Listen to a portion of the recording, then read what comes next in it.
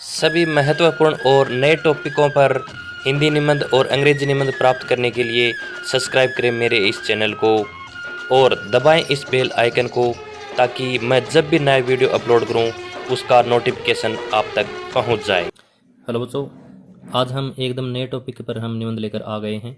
Lockdown में जीवन शैली पर निबंध, यानी हमारी जो दैनिक दिनचर्या है उसके अंदर क्या बदलाव हो गए हैं, क्या चेंज हो गए हैं, उसके ऊपर ये निबंध है। कक्षा 5वीं से 12वीं के लिए महत्वपूर्ण निबंध है। 500 शब्द इसके अंदर रहेंगे। तो सबसे पहले प्रस्तावना। वैश्विक महामारी कोरोना संक्रमण को रोकने को लेकर गत कई महीनों से चल रही लॉकडाउन ने लोगों की जीवन शैली ही बदल दी है, यानी उनके जीने का जो रंग ढंग है वो सब बदल गया है। लॉकडाउन से पहले हर कोई किसी के दुख सुख, शादी समारोह व धार्मिक कार्यक्रमों में शामिल होते थे। अब वे अपने घर में ही घरेलू व सामाजिक कार्यों में अंजाम दे रहे हैं। यानी पहले तो वो एक दूसरे के सुख दुख बांटते थे, एक दूसरे के हर किसी कार्य में अच्छे व बुरे वक्त में काम आते थे, लेकिन अब क्या है, वो अपने घर में ही सामाजिक कार्यों में अपना टाइम समय दे रहे हैं। लेकिन घर पर रहने की इस मजबूरी ने जहां जीवन जीने के तरीके बदले हैं, वहीं पुराने संबंधों के प्रति ऊर्जा को दोबारा पैदा किया है।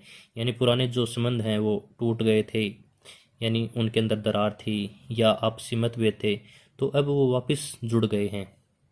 ये तो हो गए प्रस्तावना। अब दूसरा इसके अंदर जो पॉइंट है वो है प्रकृति की ओर नज़दीकियाँ। यानी प्रकृति के प्रति लोगों का जो आकर्षण है वो कैसे हुआ वो देखेंगे।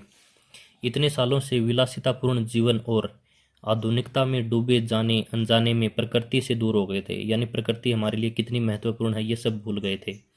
पश्चिमी सभ्यता का अंधानुकरण, सुविधापूर्ण जीवन शैली जीते जीते भारतीय परंपरा, सच्ची खुशी, बच्चों का बचपन और सही मायने में खुशहाल जीवन से दूर चले गए थे। यानी जो बचपन है, सही मायने में खुशहाल जीवन क्या होता है, वो होता है प्रकृति से लगाव, भारतीय परंपरा, उनके अनुसार चलना। तो ये सब थे, उनसे क्या हो गए, दूर हो गए थे। और इस पूर्ण मंदी के दौरान लोगों के मानसिक स्वास्थ्य पर जो असर पड़ा है, यानी टीवी समाचार पत्रों में इतना भयानक दिखाया गया है इस वायरस को कि लोगों का मानसिक स्वास्थ्य वो भी बिगड़ गया, जिससे बचने के लिए लोग प्राणायाम, अच्छा खान पान तथा संयमित जीवन जीने की तरफ मुड़ रहे हैं। यानी एक अच्छा सादा जीवन जीने की तरफ मुड़ रहे हैं और प्रकृति से लगाव कर रहे हैं। क्योंकि इसके अंदर लॉकडाउन में क्या है, वाहन हैं, कल कारखाने हैं, उद्योग धंधे सब बंद हो गए थे, जिससे निकलने वाला जो वैसला धुआं है जो हमारे प्रकृति को या हमारे वातावरण को दूषित कर रहा था, ओजोन परत है उसको नुकसान पहुंचा रहा था। तो उसके अंदर अब काफ़ी सुधार हो रहा था लॉकडाउन के अंदर ओजोन परत में। तो ये देखते हुए हम प्रकृति से क्या कर रहे थे, एक प्रकृति को नुकसान पहुंचा रहे थे अपने सुख सुविधा के कारण। अब है दिनचर्या कि हमारी जो दैनिक दिनचर्या है, दिन में क्या का काम अनिवार्य हो गए हैं वो जानेंगे। पहले लोगों को कोरोना वायरस का डर सताया, फिर बचने के लिए सावधानी को अपनाया। यानी पहले तो कोरोना वायरस का डर सताया, बाद में सावधानियों को अपनाया। अब लोग संक्रमण के साथ जीना सीख रहे हैं। यानी सभी को पता चल गया कि घर पर रहकर हम भूखे मर जाएंगे, तो अब कोरोना के साथ जीना ही क्या है, एक बेहतर जिंदगी और अपना बचाव करके ही जीना पड़ेगा। सामाजिक दूरी, मास्क पहनना, हाथों को बार बार धोना या सैनिटाइजर से साफ करना सहित अन्य एहतियातों को अपनाते हुए दिनचर्या में शामिल कर लिया है। यानी ये दिनचर्या हो गई है, ये हमारे पास, हमें आवश्यक रूप से इनका पालन करना ज़रूरी है। सामाजिक दूरी बनाए रखना, मास्क पहनना, सैनिटाइजर से हाथ धोना, बार बार साबुन से हाथ धोना। अब जो हमारी आवश्यकताएं हैं वो भी सीमित हो गई हैं इस लॉकडाउन के अंदर, तो वो जानेंगे सीमित आवश्यकताएं। लॉकडाउन में सभी मॉल, बाजार, खरीदारी सभी बंद होने से दैनिक आवश्यकताएं भी सीमित हो गई हैं। इस बीच कोरोना ने हमें सिखाया कि न्यूनतम आवश्यकताओं के साथ कैसे जिया जाए। यानी इसके बीच में हमें कोरोना ने ये सिखा दिया कि ऐसी मजबूरी में अपनी न्यूनतम यानी कम से कम आवश्यकताओं के साथ कैसा जिया जा सकता है। हर घर, हर परिवार में यह बदलाव देखने को मिल रहा है। यानी ये हर घर घर की कहानी है। कभी 5 स्टार सैलून में बाल कटवाने वाले लोग आज घर में ही एक दूसरे के बाल काट रहे हैं। यानी आज ऐसी स्थिति बन गई लॉकडाउन के अंदर कि लोग सैलून में जाकर बाल कटवाते थे, अब वो घर में बैठकर घर में रहकर एक दूसरे परिवारजनों के बाल काट रहे हैं, घर पर ही डोसा गोलगप्पा मिठाइयाँ बना रहे हैं और घर में ही सभी परिवारजन एक साथ खा रहे हैं। यानी ये सब घर पर ही लोग बना रहे हैं और अपनी आवश्यकताएं हैं उनके अनुसार सीमित करके अपना जीवन यापन कर रहे हैं। अब है त्यौहार व समारोह पर विश्राम। यानी त्यौहार और समारोह हैं, शादी समारोह, उन पर भी क्या विश्राम लग गया है। पहले हम हाथ मिलाकर, गले लगाकर, हृदय से लगाकर हृदय के प्रेम, स्नेह और आदर तथा सम्मान को प्रदर्शित करते थे। आज परिस्थितियां बदली हैं, समय बदला है। यानी अब जो वर्तमान की परिस्थितियां वो बदल चुकी हैं और समय है वो भी बदल गया है। पहले त्वचा की सुरक्षा का पहनावा अब कोरोना के बचाव के लिए आवश्यक हो गया है।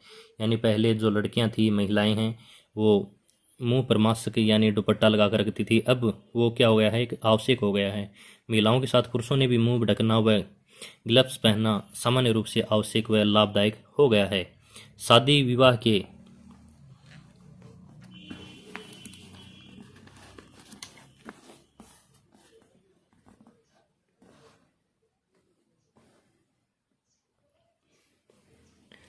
शादी विवाह के तौर तरीके, उत्सव, तीज, त्योहार, पूजा पद्धतियाँ एवं लोकाचार और व्यवहार आदि के मानक और तरीके भी बदल गए हैं। यानी त्योहार हैं, पूजा पाठ है, सब कुछ बदल गया है।